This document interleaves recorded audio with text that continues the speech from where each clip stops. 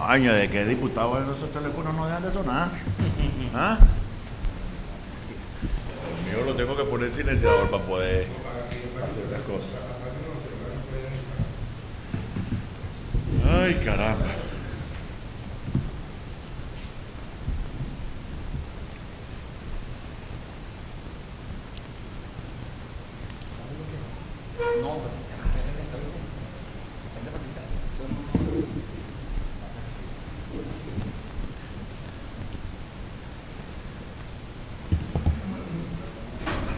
Y la fotógrafa que tiene por ahí. Ah.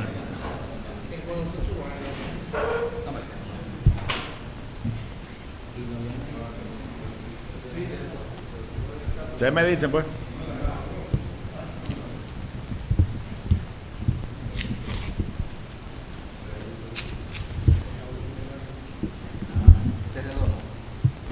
No, no, este es inalámbrico.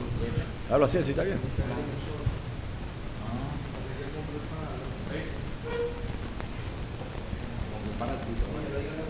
¿Estamos listos? 1, 2, 3, 4, 5, 6. ¿Está bien el audio? Por acá. ¿Hasta qué trípode, ¿vale? No, por ahí dice que a ese trípode le falta una cámara. Ustedes me dicen, pues. Por este lado.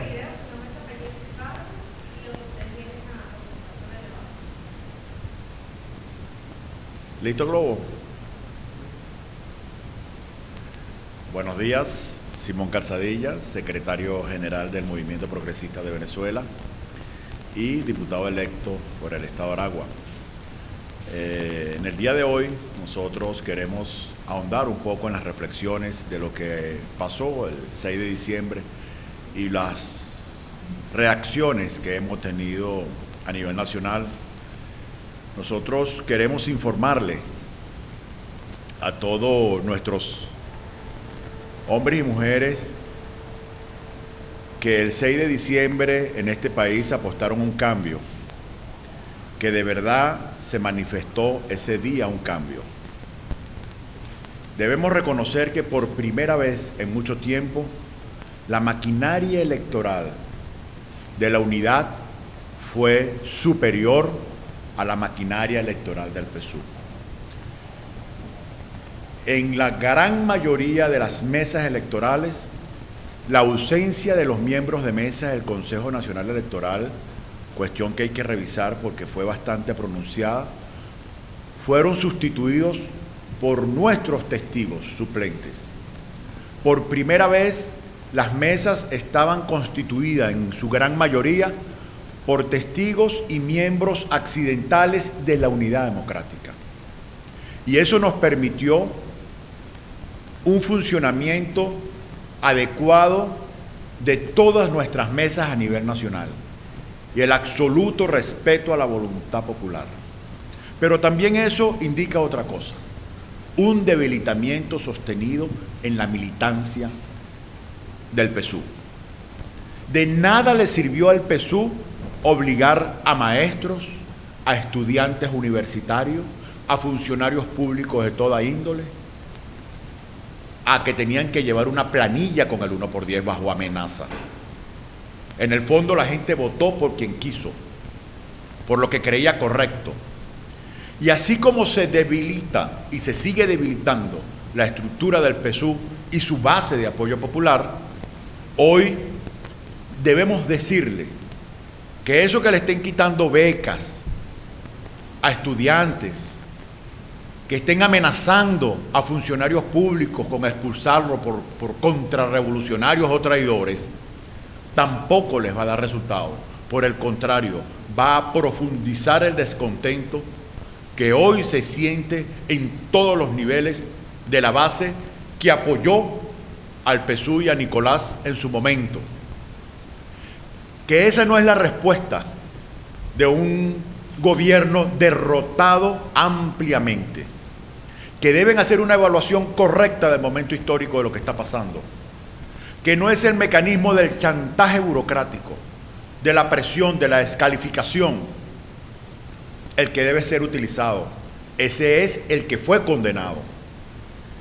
Y nosotros desde el movimiento progresista queremos señalar que vamos a seguir apostando a la construcción de un modelo político donde todos los venezolanos y venezolanas nos respetemos, indistintamente de su manera de pensar, que las instituciones del Estado son patrimonio de todos los venezolanos y su funcionamiento tiene que estar al servicio de un país y no de un partido político. Eso fue lo condenado y lo rechazado mayoritariamente el 6 de diciembre.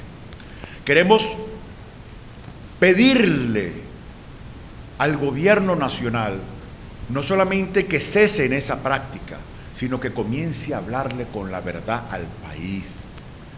Estamos escuchando todavía el condenado y no creíble argumento de la guerra económica, que si ganó el imperio, que si ganaron los sectores financieros. No, ganó la voluntad de cambio de todo un pueblo, más de 7,5 millones de venezolanos. Y con ese triunfo y esa señal de cambio no es para 7,5 millones de venezolanos, es para toda Venezuela. Y nuestro mensaje es que estamos abiertos a debatir, a dialogar sobre las causas que llevaron a un gobierno que administró los más grandes recursos de la historia venezolana en tan corto tiempo y que hoy vemos con preocupación que el año que viene no tenemos cómo pagar la deuda externa. Hemos escuchado con asombro al presidente de la República decir que hay una conspiración internacional contra su gobierno. Señor, la ausencia y el deterioro en la credibilidad de este gobierno viene dado porque en el año 2013-2014 se autorizaron importaciones. Los importadores venezolanos le pagaron al gobierno los bolívares por esas importaciones. Llegaron las importaciones que fueron certificadas por la Guardia Nacional y el CENIAT. Y con esa carta de certificación de la importación correctamente, el gobierno nacional tenía que realizar el pago a los proveedores internacionales y no lo hizo. 11,000 millones de dólares que este gobierno se comprometió en pagarle a proveedores internacionales de otras naciones que nos suministran alimentos y otros bienes necesarios para el funcionamiento de nuestra economía, y no los pagó. Tenemos al gobierno de Uruguay reclamando pagos al gobierno venezolano, al gobierno de Argentina, al gobierno de Ecuador, al gobierno de Bolivia, reclamándole pagos al gobierno venezolano de compromisos no honrados y no cumplidos. Este gobierno es acelerada la falta de credibilidad y el hecho de que instituciones financieras en el mundo escuchen que el principal argumento de este gobierno es que eso es debido a una guerra económica. Bueno, somos el centro de la risa internacional y nosotros somos una vergüenza internacional por la manera tan pirata como el gobierno nacional argumenta su fracaso e intenta de fabricar excusas que ya nadie cree. Tenemos una grave situación. El propio gobierno nacional reconoció que tenemos que pagar más de 27,000 millones de dólares en deuda financiera sin meter los 11,000 millones de los proveedores, y no le está diciendo a este país cómo piensa hacerlo, cuáles son las medidas que va a tomar. Hemos dicho que nosotros a partir del 5 de enero vamos a auditar, vamos a pedir cuenta a todos los ministros, vamos a descubrir qué fue lo que pasó con más de 600,000 millones de dólares que llegaron en los últimos 6 años y que no se sabe dónde están. Vamos a investigar la denuncia del exministro Giordani, que dice que desaparecieron más de 20,000 millones de dólares en Cadivi. Eso es necesario saber qué pasó para tomar los correctivos y poder enfrentar la terrible crisis que se cierne sobre los venezolanos el año que viene. Hemos conversado con el sector privado, ¿no?, con otros colegas, y lo que nos dicen es que la situación hoy es una maravilla comparado con lo que viene el año que viene. Y este año entrante hay que asumirlo con sentido de país, con sentido de patria, con mucha responsabilidad. Lo que va a pasar no nos alegra, nos preocupa. y queremos que el gobierno nacional entienda definitivamente que este país está cambiando y está cambiando para mejor y que necesita una nueva manera de actuar del gobierno nacional. Felicitamos también y saludamos, porque así como criticamos, también queremos saludar el hecho de que las Fuerzas Armadas tuvieron un extraordinario comportamiento el 6 de diciembre y que ahora los efectivos castrenses estén regresando a los cuarteles. Nos parece saludable, nos parece correcto. Lo que no nos parece correcto es que los ministerios están siendo asumidos nuevamente, no por los mejores venezolanos, sino por militantes del PSUV, que no tienen ningún tipo de experiencia en el área en el que están siendo designados. Por ejemplo, yo competí en mi circuito con el diputado hasta el 4 de enero, Elvis Amoroso, ahora nombrado ministro de Educación. ¿Qué puede saber Elvis Amoroso del sistema educativo de este país, si eso nunca ha sido su área ni su especialización?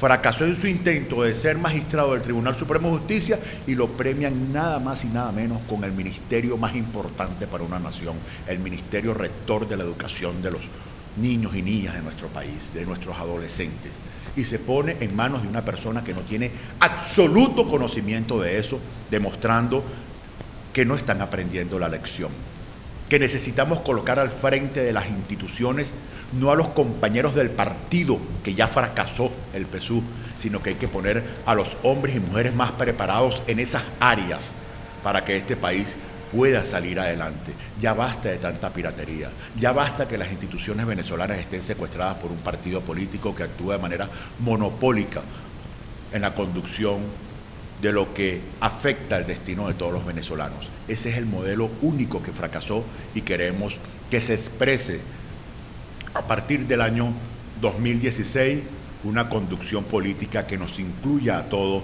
y que todos los venezolanos y los mejores y más preparados venezolanos en diferentes áreas sean los que puedan tomar las riendas de instituciones vitales para superar las grandes dificultades que nos esperan.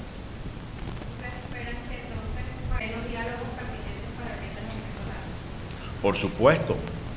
¿Qué familia puede salir adelante sin diálogo? ¿Qué vecinos pueden resolver sus problemas sin ponerse de acuerdo, sin conversarlos? Bueno, es igualito y todavía más necesario es un país. Un país necesita que todas esas instituciones, tanto del sector privado, sector público, la iglesia, el gremio educativo, el gremio de la salud, los trabajadores, todos organizadamente nos sentemos a conversar y a dialogar. A este país lo primero que hay que hablarles con la verdad. ¿Cómo están las cuentas en este país? ¿Cuál es la verdad del presupuesto, de los ingresos para el año que viene? ¿Cuál va a ser nuestro sistema cambiario aquí? ¿Qué va a pasar? ¿De dónde se van a sacar los recursos para todo ello? ¿Cuáles son los sacrificios que vamos a hacer todos? Es hora de cambiar. El modelo nos llevó a este fracaso. No esa guerra económica fantasma que dice el gobierno. Ahora, ¿qué se va a hacer? Nosotros, desde la mayoría de la Asamblea Nacional, vamos a intentar, a través de las normas legales y el debate pertinente, que se aclare todo eso. La Asamblea Nacional se va a convertir en la voz que le va a decir la verdad a los venezolanos de lo que está pasando aquí y qué pasó.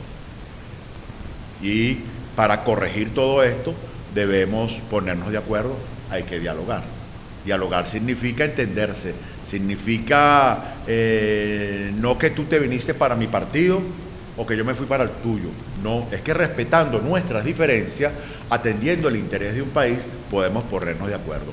Así lo hacen en todas las naciones del mundo que están enfrentando sus dificultades y debatiendo de manera sincera sus diferentes enfoques, porque en Venezuela lo que impera es la descalificación, es el ataque. Es decir, ¿cómo se le puede decir a 7,5 millones de venezolanos que son de derecha, imperialistas, apátridas? ¿Cómo se le puede decir a unos 2,5 millones de venezolanos que votaron por Nicolás y esta vez votaron por nosotros, que son traidores y contrarrevolucionarios? ¿Qué es eso? ¿Qué es eso? ¿Cómo se le puede decir a unos 2,5 millones de venezolanos que votaron por Nicolás y esta vez votaron por nosotros, que son traidores y contrarrevolucionarios? ¿Qué es eso? ¿Cómo se le puede decir a unos 2,5 millones de venezolanos que votaron por Nicolás y esta vez votaron por nosotros, que son traidores y contrarrevolucionarios? ¿Qué es eso? Qué manera tan despreciable de tratar al pueblo venezolano, ¿no? Creo que hay gente que la soberbia y mucho tiempo en el ejercicio equivocado del poder los ha desviado de la realidad.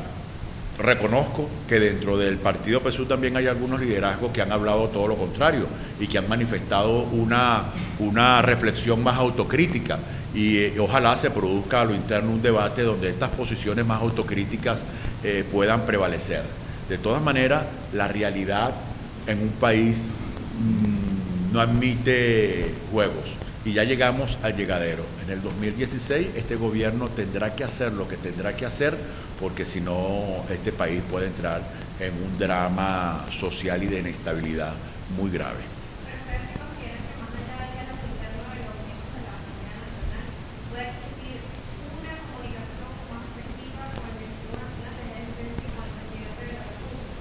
Pero ¿por qué no? Por supuesto. El presidente de la República es el que administra el 90% de los recursos de este país. Y ojalá nos llamara para poder ver desde la Asamblea Nacional en qué podemos ayudar para diagnosticar y evitar que cada vez más venezolanos entren en pobreza extrema. Miren, en los recorridos que nosotros hicimos, lo que observamos fue un país de mucha pobreza, de muchas necesidades, mucho pueblo sufriendo. Y eso lo tenemos que evitar, lo tenemos que combatir. Y para ello nos vamos a sentar con todo el que nos tengamos que sentar.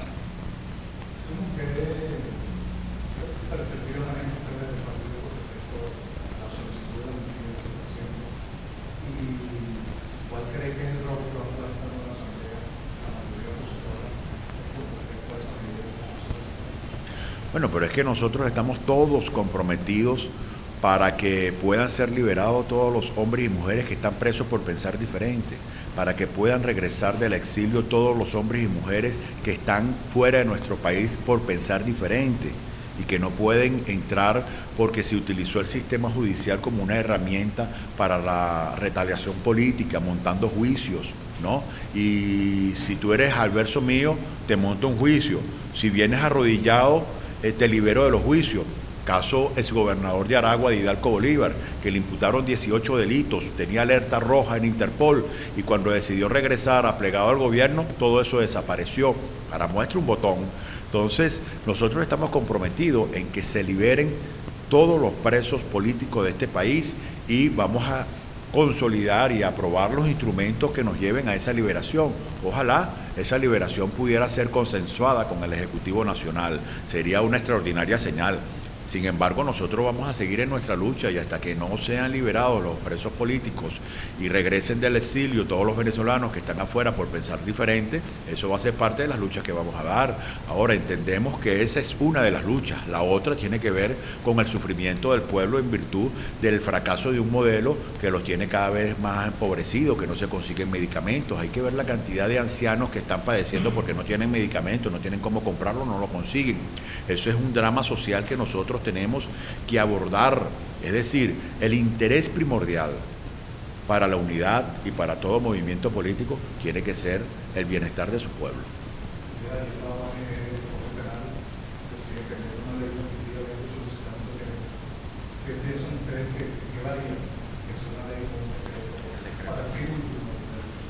Miren, van a existir propuestas de diferentes índoles. Nos tocará en la Asamblea Nacional con mucha frialdad evaluar desde el punto de vista jurídico y desde el punto de vista político cuál es lo más conveniente. Esas son propuestas que bienvenidas sean, vamos a revisarlas todas y bueno, asumiremos las que sea más conveniente para lograr los objetivos planteados.